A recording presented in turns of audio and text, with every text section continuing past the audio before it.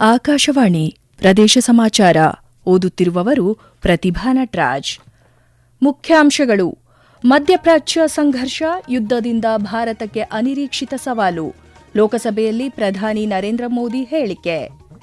ಹೋಟೆಲ್ಗಳಿಗೆ 1,000 ಹೆಚ್ಚುವರಿ ವಾಣಿಜ್ಯ ಸಿಲಿಂಡರ್ ಪೂರೈಕೆಗೆ ಸರ್ಕಾರ ನಿರ್ಧಾರ. ದಾವಣಗೆರೆ, ಬಾಗಲಕೋಟೆ ವಿಧಾನಸಭಾ ಉಪಚುನಾವಣೆ, ಕಾಂಗ್ರೆಸ್ ಬಿಜೆಪಿ ಅಭ್ಯರ್ಥಿಗಳಿಂದ ನಾಮಪತ್ರ ಸಲ್ಲಿಕೆ. ತಲಾ ಆದಾಯದಲ್ಲಿಯೂ ರಾಜ್ಯಕ್ಕೆ ಅಗ್ರಸ್ಥಾನ. ವಿಧಾನಸಭೆಯಲ್ಲಿ ಸಚಿವ ಕೃಷ್ಣ ಭೈರೇಗೌಡ ಸಮರ್ಥನೆ. ರಾಜ್ಯದ ವಿಶ್ವವಿದ್ಯಾಲಯಗಳಲ್ಲಿ 1,000 ಸಿಬ್ಬಂದಿ ನೇಮಕಕ್ಕೆ ಕ್ರಮ. ಮೇಲ್ಮನೆಯಲ್ಲಿ ಸಚಿವ ಡಾ ಎಂಸಿ ಸುಧಾಕರ್ ಸ್ಪಷ್ಟನೆ. ಮಧ್ಯಪ್ರಾಚ್ಯದಲ್ಲಿ ಯುದ್ಧದಿಂದ ಪರಿಸ್ಥಿತಿ ಬಿಗಡಾಯಿಸಿದೆ ಎಂದು ಪ್ರಧಾನಿ ನರೇಂದ್ರ ಮೋದಿ ಲೋಕಸಭೆಯಲ್ಲಿಂದು ತಿಳಿಸಿದ್ದಾರೆ. ಮಧ್ಯಪ್ರಾಚ್ಯ ಸಂಘರ್ಷದ ಕುರಿತು ಮಾತನಾಡಿದ ಅವರು, ಭಾರತೀಯ ಹಡಗು ಹಾಗೂ ಸಿಬ್ಬಂದಿಯ ಮೇಲೆ ನಿಗಾ ಇಡಲಾಗಿದೆ ಎಂದು ಹೇಳಿದ್ದಾರೆ. 41 ದೇಶಗಳಿಂದ ಭಾರತ ಇಂಧನ ಆಮದು ಮಾಡಿಕೊಳ್ಳುತ್ತಿದೆ ಎಂದು ಸ್ಪಷ್ಟಪಡಿಸಿದ್ದಾರೆ. ಹಾರ್ಮುಜ್ ಜಲಸಂಧಿಯಿಂದ ರಸಗೊಬ್ಬರ ಹಾಗೂ ಇಂಧನ ಭಾರತಕ್ಕೆ ಆಗಮಿಸುತ್ತಿದೆ ಎಂದು ತಿಳಿಸಿದ್ದಾರೆ. ಯುದ್ಧವು ಭಾರತಕ್ಕೆ ಅನಿರೀಕ್ಷಿತ ಸವಾಲುಗಳನ್ನು ಸೃಷ್ಟಿಸಿದೆ ಎಂದು ಅವರು ಹೇಳಿದ್ದಾರೆ. ಪರಿಸ್ಥಿತಿ ತಡೆಯಲು ರಾಜತಾಂತ್ರಿಕ ಸಂಬಂಧಗಳ ಅಗತ್ಯವಿದೆ ಎಂದು ಸ್ಪಷ್ಟಪಡಿಸಿದ್ದಾರೆ. ರಾಜ್ಯದಲ್ಲಿ ವಾಣಿಜ್ಯ ಎಲ್ಪಿಜಿ ಸಿಲಿಂಡರ್ಗಳ ಪೂರೈಕೆಯನ್ನು ಹೆಚ್ಚಿಸುವುದಾಗಿ ಸರ್ಕಾರ ಘೋಷಿಸಿದೆ. ಬೆಂಗಳೂರಿನಲ್ಲಿಂದು ಅನಿಲ ಸಂಸ್ಥೆಗಳು ಹಾಗೂ ಹೋಟೆಲ್ ಮಾಲೀಕರೊಂದಿಗೆ ಸಭೆ ನಡೆಸಿದ ಆಹಾರ ಮತ್ತು ನಾಗರಿಕ ಸರಬರಾಜು ಸಚಿವ ಕೆಎಚ್ ಮುನಿಯಪ್ಪ, ಅಸ್ತಿತ್ವದಲ್ಲಿರುವ ಹಂಚಿಕೆಗೆ 1,000 ಸಿಲಿಂಡರ್ ಹೆಚ್ಚಿಸುವುದಾಗಿ ತಿಳಿಸಿದ್ದಾರೆ. ವಾಣಿಜ್ಯ ಅನಿಲ ಬಳಕೆದಾರರು ಭಾರತೀಯ ಅನಿಲ ಪ್ರಾಧಿಕಾರ ಲಿಮಿಟೆಡ್ನಲ್ಲಿ ನೋಂದಾಯಿಸಿಕೊಳ್ಳಬೇಕು ಎಂದು ಅವರು ಹೇಳಿದ್ದಾರೆ. ಅಕ್ರಮಗಳನ್ನು ತಡೆಯಲು ಮತ್ತು ಬಳಕೆಯನ್ನು ಟ್ರ್ಯಾಕ್ ಮಾಡಲು ಈ ಕ್ರಮ ವಹಿಸಲಾಗಿದೆ ಎಂದು ತಿಳಿಸಿದ್ದಾರೆ. ಹೋಟೆಲ್ಗಳು, ಹಾಸ್ಟೆಲ್ಗಳು, ವಸತಿ ಗೃಹಗಳು ಮತ್ತು ಇಂದಿರಾ ಕ್ಯಾಂಟೀನ್ಗಳು ಸೇರಿದಂತೆ ವಾಣಿಜ್ಯ ಬಳಕೆಯ ಎಲ್ಲಾ ವಲಯಗಳಲ್ಲಿ 10,000 ಸಿಲಿಂಡರ್ಗಳನ್ನು ವಿತರಿಸಲಾಗುತ್ತಿದೆ ಎಂದು ಸ್ಪಷ್ಟಪಡಿಸಿದ್ದಾರೆ. ರಾಜ್ಯದ ದಾವಣಗೆರೆ ದಕ್ಷಿಣ ಹಾಗೂ ಬಾಗಲಕೋಟೆ ವಿಧಾನಸಭಾ ಕ್ಷೇತ್ರದ ಉಪಚುನಾವಣೆಗೆ ನಾಮಪತ್ರ ಸಲ್ಲಿಸಲು ಇಂದು ಕೊನೆಯ ದಿನವಾಗಿದೆ. ದಾವಣಗೆರೆ ದಕ್ಷಿಣ ವಿಧಾನಸಭಾ ಕ್ಷೇತ್ರದಲ್ಲಿ ಪ್ರಮುಖ ರಾಜಕೀಯ ಪಕ್ಷಗಳ ಅಭ್ಯರ್ಥಿಗಳು ಇಂದು ಪಕ್ಷಗಳ ಅಧಿಕೃತ ಬಿ ಫಾರಂನೊಂದಿಗೆ ಉಮೇದುವಾರಿಕೆ ಸಲ್ಲಿಸಲಿದ್ದಾರೆ. ಕಾಂಗ್ರೆಸ್ ಅಭ್ಯರ್ಥಿ ಸಮರ್ಥ್ ಮಲ್ಲಿಕಾರ್ಜುನ್ ನಾಮಪತ್ರ ಸಲ್ಲಿಸಿದ್ದು, ಮುಖ್ಯಮಂತ್ರಿ ಸಿದ್ದರಾಮಯ್ಯ, ಉಪಮುಖ್ಯಮಂತ್ರಿ ಡಿಕೆ ಶಿವಕುಮಾರ್, ಸಚಿವ ಎಸ್ಎಸ್ ಮಲ್ಲಿಕಾರ್ಜುನ್ ಸೇರಿದಂತೆ ಹಲವು ಸಚಿವರು, ಶಾಸಕರು ಉಪಸ್ಥಿತರಿದ್ದರು. ಬಳಿಕ ಮಾತನಾಡಿದ ಮುಖ್ಯಮಂತ್ರಿ ಸಿದ್ದರಾಮಯ್ಯ, ಸರ್ಕಾರದ ಗ್ಯಾರಂಟಿ ಯೋಜನೆಗಳು ಮತ್ತು ಅಭಿವೃದ್ಧಿ ಕಾರ್ಯಗಳೊಂದಿಗೆ ದಾವಣಗೆರೆ ದಕ್ಷಿಣ ಮತ್ತು ಬಾಗಲಕೋಟೆ ಎರಡೂ ಕ್ಷೇತ್ರಗಳಲ್ಲಿ ಕಾಂಗ್ರೆಸ್ ಜಯ ಸಾಧಿಸಲಿದೆ ಎಂದು ವಿಶ್ವಾಸ ವ್ಯಕ್ತಪಡಿಸಿದ್ದಾರೆ. ಉಪಮುಖ್ಯಮಂತ್ರಿ ಡಿಕೆ ಶಿವಕುಮಾರ್ ಮಾತನಾಡಿ, ಟಿಕೆಟ್ ನೀಡಿಕೆ ಕುರಿತಂತೆ ಅಲ್ಪಸಂಖ್ಯಾತ ನಾಯಕರಲ್ಲಿ ಉಂಟಾಗಿರುವ ಅಸಮಾಧಾನವನ್ನು ಶೀಘ್ರವೇ ಶಮನ ಮಾಡಲಾಗುವುದು ಎಂದು ಹೇಳಿದ್ದಾರೆ. ದಾವಣಗೆರೆ ದಕ್ಷಿಣ ಕ್ಷೇತ್ರದಲ್ಲಿ ಇದುವರೆಗೂ 11 ನಾಮಪತ್ರಗಳು ಸಲ್ಲಿಕೆಯಾಗಿವೆ. ಬಾಗಲಕೋಟೆ ವಿಧಾನಸಭೆ ಉಪಚುನಾವಣೆಯ ಹಿನ್ನೆಲೆಯಲ್ಲಿ ಕಾಂಗ್ರೆಸ್ ಅಭ್ಯರ್ಥಿ ಉಮೇಶ್ ಮೇಟಿ ಇಂದು ಒಟ್ಟು 3 ನಾಮಪತ್ರಗಳನ್ನು ಸಲ್ಲಿಸಿದ್ದಾರೆ. ನಾಮಪತ್ರ ಸಲ್ಲಿಕೆ ವೇಳೆ ಜಿಲ್ಲಾ ಉಸ್ತುವಾರಿ ಸಚಿವ ಆರ್ಬಿ ತಿಮ್ಮಾಪುರ, ಸಚಿವ ಸತೀಶ್ ಜಾರಕಿಹೊಳಿ, ಮಾಜಿ ಸಚಿವರುಗಳಾದ ಅಜಯ್ ಕುಮಾರ್ ಸರ್ನಾಯ್ಕ, ಎಸ್ಆರ್ ಪಾಟೀಲ್ ಸೇರಿದಂತೆ ಹಲವು ಮುಖಂಡರು ಉಪಸ್ಥಿತರಿದ್ದರು. ಬಿಜೆಪಿ ಅಭ್ಯರ್ಥಿ ಡಾ ವೀರಣ್ಣ ಚರಂತಿಮಠ ಅವರು ಇಂದು ನಾಮಪತ್ರ ಸಲ್ಲಿಸಿದರು. ಬಿಜೆಪಿ ರಾಜ್ಯಾಧ್ಯಕ್ಷ ಬಿವೈ ವಿಜಯೇಂದ್ರ ಅವರ ನೇತೃತ್ವದಲ್ಲಿ ಚುನಾವಣಾಧಿಕಾರಿ ಸಂತೋಷ್ ಜಗಲಾಸರ್ ಅವರಿಗೆ ನಾಮಪತ್ರ ಸಲ್ಲಿಸಿದ್ದಾರೆ. ಈ ಸಂದರ್ಭದಲ್ಲಿ ಕೇಂದ್ರ ಸಚಿವ ಪ್ರಹ್ಲಾದ್ ಜೋಶಿ, ಸಂಸದ ಜಗದೀಶ್ ಶೆಟ್ಟರ್, ಸಂಸದ ಪಿಸಿ ಗದ್ದಿಗೌಡರ್, ಮಾಜಿ ಸಚಿವ ಬಿ ಶ್ರೀರಾಮುಲು ಸೇರಿದಂತೆ ಅನೇಕ ಬಿಜೆಪಿ ಮುಖಂಡರು ಉಪಸ್ಥಿತರಿದ್ದರು. ಜಿಎಸ್ಟಿ ಸಂಗ್ರಹದ ಬೆಳವಣಿಗೆಯ ದರದಲ್ಲಿ ಕರ್ನಾಟಕ ದೇಶದಲ್ಲೇ ನಂಬರ್ 1 ಸ್ಥಾನದಲ್ಲಿದೆ ಎಂದು ಕಂದಾಯ ಸಚಿವ ಕೃಷ್ಣ ಭೈರೇಗೌಡ ವಿಧಾನಸಭೆಯಲ್ಲಿಂದು ಸಮರ್ಥಿಸಿಕೊಂಡಿದ್ದಾರೆ. ತಲಾ ಆದಾಯದಲ್ಲೂ ಅಗ್ರಸ್ಥಾನದಲ್ಲಿದ್ದೇವೆ ಎಂದು ತಿಳಿಸಿದ್ದಾರೆ. ಕರ್ನಾಟಕವನ್ನು ಸಬ್ಸಿಡಿ ರಾಜ್ಯವನ್ನಾಗಿ ಮಾಡಬೇಡಿ, ಅಭಿವೃದ್ಧಿ ಮತ್ತು ಸಾಧನೆಯ ರಾಜ್ಯವನ್ನಾಗಿ ಮಾಡಿ ಎಂಬ ವಿರೋಧ ಪಕ್ಷಗಳ ಟೀಕೆಗೆ ಉತ್ತರಿಸಿದ ಅವರು, ಗ್ಯಾರಂಟಿ ಹಾಗೂ ಸಬ್ಸಿಡಿಯನ್ನು ತುಚ್ಛೀಕರಿಸಿ ಸರ್ಕಾರವನ್ನು ಖಳನಾಯಕನಂತೆ ಬಿಂಬಿಸುವ ಪ್ರಯತ್ನ ನಡೆಯುತ್ತಿದೆ ಎಂದು ಪ್ರತಿಪಕ್ಷಗಳ ವಿರುದ್ಧ ಅಸಮಾಧಾನ ವ್ಯಕ್ತಪಡಿಸಿದ್ದಾರೆ. ಕೇಂದ್ರ ಸರ್ಕಾರ ಜಿಎಸ್ಟಿ ಪರಿಷ್ಕರಣೆ ಮಾಡಿದ ಬಳಿಕ ಎಲ್ಲಾ ರಾಜ್ಯಗಳಿಗೂ ಜಿಎಸ್ಟಿ ಸಂಗ್ರಹದಲ್ಲಿ ನಷ್ಟವಾಗಿದೆ. ಆದರೂ ರಾಜ್ಯದ ಪರಿಸ್ಥಿತಿ ಸುಧಾರಣೆಯಲ್ಲಿದ್ದು ಹಣಕಾಸು ಸ್ಥಿತಿ ಸಮತೋಲಿತವಾಗಿದೆ ಎಂದು ಸಮರ್ಥಿಸಿಕೊಂಡಿದ್ದಾರೆ. ಪ್ರದೇಶ ಸಮಾಚಾರ ಕೇಳುತ್ತಿದ್ದೀರಿ.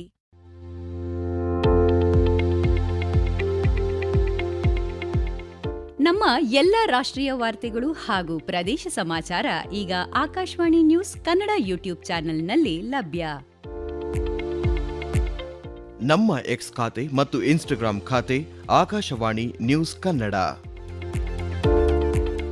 ಹೆಚ್ಚಿನ ಮಾಹಿತಿಗಾಗಿ ನಮ್ಮ ಫೇಸ್ಬುಕ್ ಖಾತೆ ಆಕಾಶವಾಣಿ ವಾರ್ತೆ ಕನ್ನಡವನ್ನು ಅನುಸರಿಸಿ.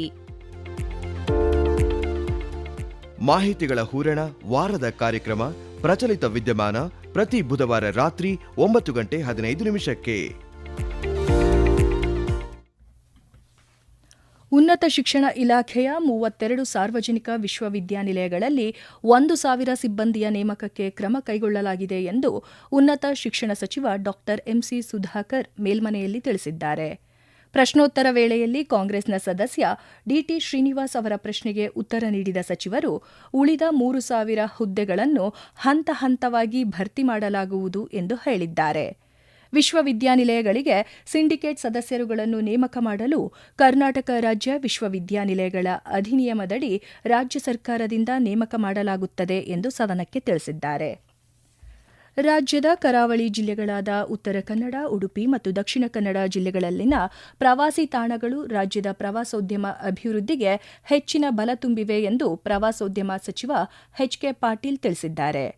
ಹಳಿಯಾಳದಲ್ಲಿ ಲೋಕೋಪಯೋಗಿ ಇಲಾಖೆ ಹಾಗೂ ಪ್ರವಾಸೋದ್ಯಮ ಇಲಾಖೆ ವತಿಯಿಂದ 7,98,00,000 ರೂಪಾಯಿ ವೆಚ್ಚದಲ್ಲಿ ನಿರ್ಮಿಸಲಾಗಿರುವ ಸಮಾವೇಶ ಕೇಂದ್ರ ಕಟ್ಟಡ ಉದ್ಘಾಟಿಸಿ ಮಾತನಾಡಿದ ಅವರು, ಪ್ರವಾಸೋದ್ಯಮವು ರಾಜ್ಯಕ್ಕೆ ಆದಾಯ ತರುವ ಮೂಲ ಮಾತ್ರವಲ್ಲದೆ ರಾಜ್ಯದ ಕಲೆ, ಸಂಸ್ಕೃತಿ, ಇತಿಹಾಸದ ಬಗ್ಗೆ ನಾಡಿನ ಜನರಲ್ಲಿ ಜ್ಞಾನವನ್ನು ಬೆಳೆಸುವ ಕ್ಷೇತ್ರವಾಗಿದೆ ಎಂದು ಅಭಿಪ್ರಾಯಪಟ್ಟಿದ್ದಾರೆ.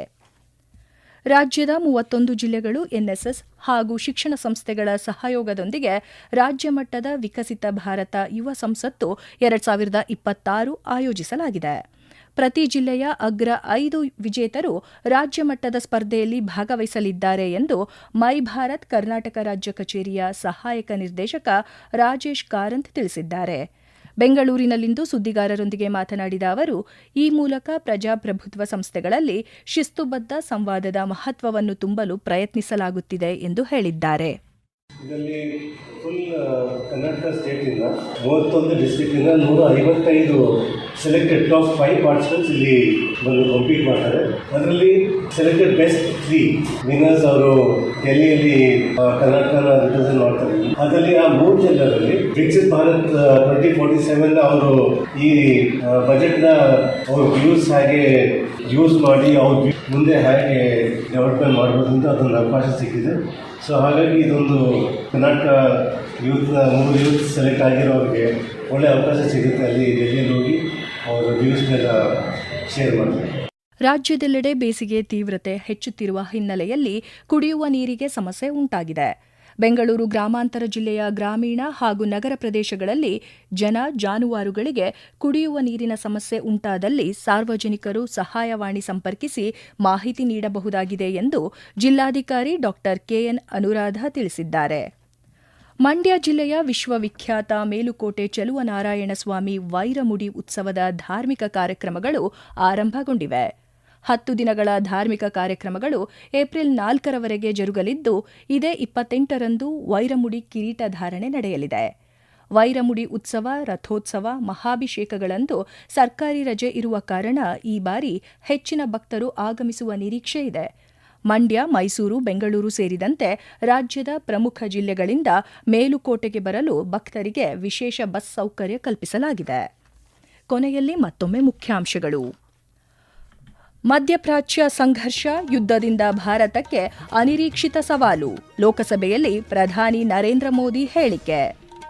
ಹೋಟೆಲ್ಗಳಿಗೆ 1,000 ಹೆಚ್ಚುವರಿ ವಾಣಿಜ್ಯ ಸಿಲಿಂಡರ್ ಪೂರೈಕೆಗೆ ಸರ್ಕಾರ ನಿರ್ಧಾರ. ದಾವಣಗೆರೆ, ಬಾಗಲಕೋಟೆ ವಿಧಾನಸಭಾ ಉಪಚುನಾವಣೆ, ಕಾಂಗ್ರೆಸ್ ಬಿಜೆಪಿ ಅಭ್ಯರ್ಥಿಗಳಿಂದ ನಾಮಪತ್ರ ಸಲ್ಲಿಕೆ. ತಲಾ ಆದಾಯದಲ್ಲಿಯೂ ರಾಜ್ಯಕ್ಕೆ ಅಗ್ರಸ್ಥಾನ, ವಿಧಾನಸಭೆಯಲ್ಲಿ ಸಚಿವ ಕೃಷ್ಣ ಭೈರೇಗೌಡ ಸಮರ್ಥನೆ. ರಾಜ್ಯದ ವಿಶ್ವವಿದ್ಯಾಲಯಗಳಲ್ಲಿ 1,000 ಸಿಬ್ಬಂದಿ ನೇಮಕಕ್ಕೆ ಕ್ರಮ, ಮೇಲ್ಮನೆಯಲ್ಲಿ ಸಚಿವ ಡಾ ಎಂಸಿ ಸುಧಾಕರ್ ಸ್ಪಷ್ಟನೆ. ಇಲ್ಲಿಗೆ ಪ್ರದೇಶ ಸಮಾಚಾರ ಮುಗಿಯಿತು. ನಮ್ಮ ಮುಂದಿನ ವಾರ್ತಾ ಪ್ರಸಾರ ಸಂಜೆ 6:40ಕ್ಕೆ.